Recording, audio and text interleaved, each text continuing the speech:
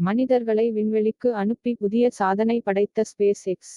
செவ்வாய்க்கு அனுப்புவதற்கான முன்னோட்டம் என தகவல். News technology. மனிதர்களை விண்வெளிக்கு அனுப்பி புதிய சாதனை படைத்த ஸ்பேஸ் எக்ஸ். செவ்வாய்க்கு அனுப்புவதற்கான முன்னோட்டம் என தகவல். By Surya April 1, 20250. மனிதர்களை விண்வெளிக்கு அனுப்பி புதிய சாதனை படைத்த ஸ்பேஸ் எக்ஸ். செவ்வாய்க்கு அனுப்புவதற்கான முன்னோட்டம் என தகவல். மனிதர்களை விண்வெளிக்கு அனுப்பி புதிய சாதனை படைத்த ஸ்பேஸ் எக்ஸ். செவ்வாய்க்கு அனுப்புவதற்கான முன்னோட்டம் என தகவல். மனிதர்களை விண்வெளிக்கு அனுப்பி புதிய சாதனை படைத்த ஸ்பேஸ் எக்ஸ். செவ்வாய்க்கு அனுப்புவதற்கான முன்னோட்டம் என தகவல். உலக அளவில் விண்வெளி ஆராய்ச்சியில் சாதனை படைக்க அமெரிக்கா, சீனா, இந்தியா உள்ளிட்ட பல்வேறு நாடுகள் தொடர்ந்து ராக்கெட்டுகளை அனுப்பி ஆய்வுகளை மேற்கொண்டு வருகின்றன.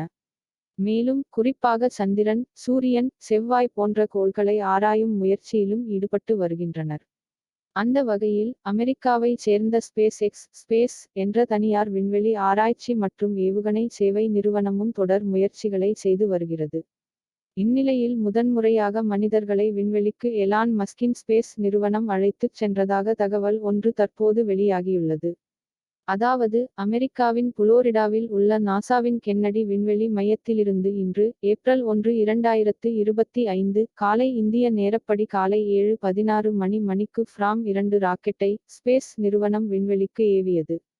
மேலும் 4 விண்வெளி வீரர்களுடன் ஏவப்பட்ட இந்த ராக்கெட் பூமியின் தாழ்வான சுற்றுப்பாதையில் அனுப்பப்பட்ட முதல் விண்வெளி பயணமாகும்.